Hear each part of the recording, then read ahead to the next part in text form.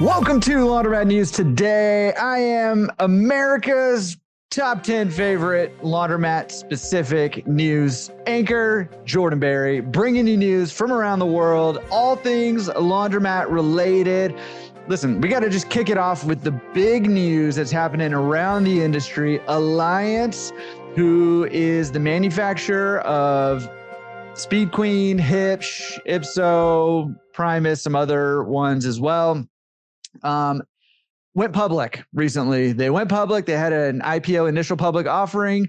And in that IPO, they raised $826 million. And just in case you want to follow along, their ticker abbreviation is ALH. So that's Alliance Laundry, ALH. And really interesting. It was a pretty strong IPO, actually. And I'm going to link a very interesting kind of breakdown of it because it talks about how strong the IPO was.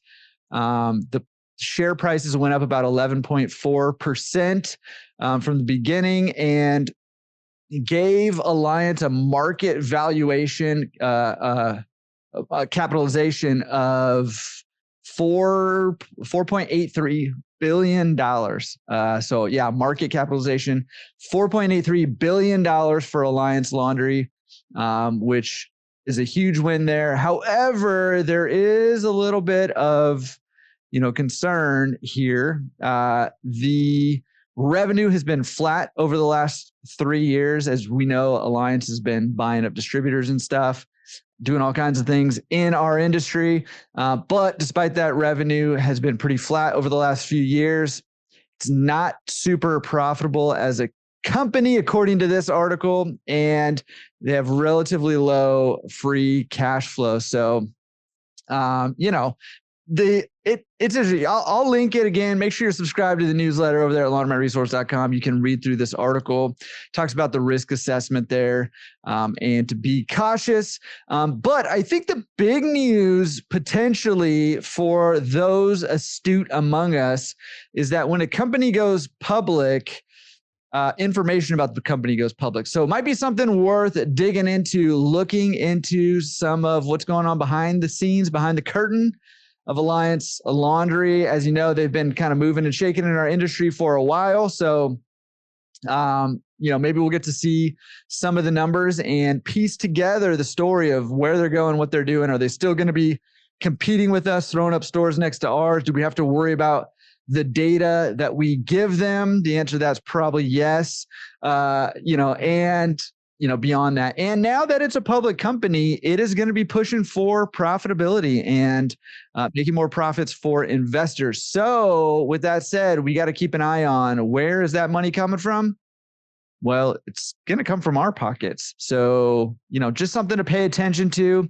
And I think that huge $4.83 billion market capitalization for Alliance Laundry is going to continue to be intriguing to people in our space, which might bring more manufacturing companies into our market. So could be a win for us. I don't know, too soon to tell. I'd love to know what you think. So if you are watching this on YouTube, drop a comment down below and let me know what you think about Alliance's IPO. And if you're listening on the podcast, shoot me an email, jordan@laundromatresource.com. I'd love to hear what you think. And while I'm talking about it, if you've got a news story, whether you're a company in the industry or you're just a laundromat owner who's got some cool things going on in your laundromat, shoot me over your news@laundromatresource.com. Would love to feature you here. Okay, let's keep it rolling. Now that we have talked about that, we got to talk about a brown water issue that's happening in Jackson, Mississippi right now. The water literally is turning brown. Supposedly it's still safe, even safe to drink. And it's a natural phenomenon, but it's causing problems, obviously, for the community and laundromats specifically, where the water is staining clothes. And so just, if you didn't have enough things to worry about as a laundromat owner, you also got to keep an eye out for brown water. Jackson Jackson Water, I think it's JXN. I'm assuming that stands for Jackson, but Jackson Water Also said that they're not going to be issuing any refunds or discounts or credits or anything to customers, and that because it's a natural occurrence, they're going to manage it to the best of their ability, but it's not their fault, so they're not paying for it. So, something to kind of keep an eye on over there as you run your laundromat business.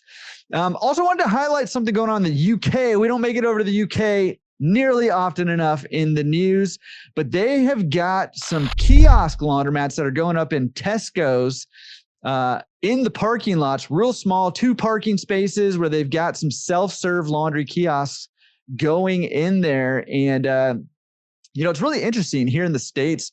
I don't think I've ever seen, the kiosk model or like the vending machine type model of laundry. But when I was in Europe, I saw it here and there, where at like a train station or something, they just have basically like a vending machine of a couple washers, a couple dryers that you could wash your clothes while you're waiting for the train. And then, like I said, in these Tesco parking lots. So interesting stuff. I don't know if that business model will ever make it across the pond, but really interesting stuff. And they seem to be expanding that model out there in the UK. So kudos to you guys out there. And if you got any feedback on that, I would love to hear about that. All right. We've got some cool stuff going on in our industry. People are doing cool things once again in their laundromats in Corvallis. There's a nonprofit partnering with the laundromat there to provide laundry access to the homeless and low income people, which is really cool. So kudos to you guys. Stephanie Jackson founded Loads of Dignity and at Washboard Laundromat there. So very cool in Corvallis. Way to go. There's a retired New York, I believe. Let me see. Is this right?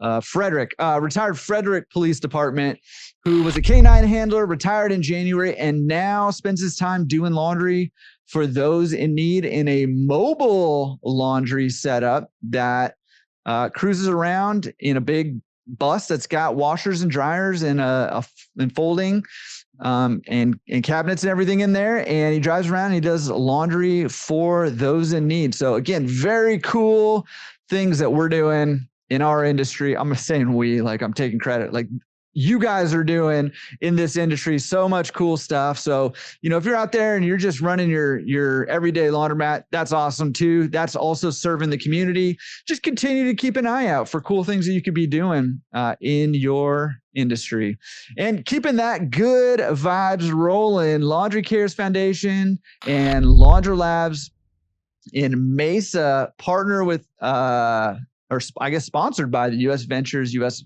Auto Force Free Literacy and Laundry Day in a Laundry Lab laundromat in Mesa, Arizona. So very cool there. More just doing good for our communities through our laundromats. And listen, we've got to get a little bit spooky here. And I apologize if you're easily frightened, but this laundromat is hosting a pumpkin decorating contest for Halloween. So cool, so fun. I love this. I think it's a great way to just engage the community. This is at Harbor's Choice Laundry, and it's our first ever one. So if you're out in that area, go support those guys out there. Pretty cool to do a pumpkin decorating contest and carving contest there. Super fun. Look for fun ways to engage the community. It only makes people feel better about your business. So just a little bit of fun, a little bit of effort, and it goes a long way. And nearly finally, I'm going to wrap it up. In San Francisco, where there was a laundromat that was built in the 70s and it kept going until about 2017. San Francisco, if you don't know, in certain areas of the city, you actually get taxed if your building is vacant. So if you're in the San Francisco Bay Area and you're looking for a laundromat, I actually have a couple clients who have targeted these landlords who are getting heavily taxed for owning a building that's vacant in San Francisco proper.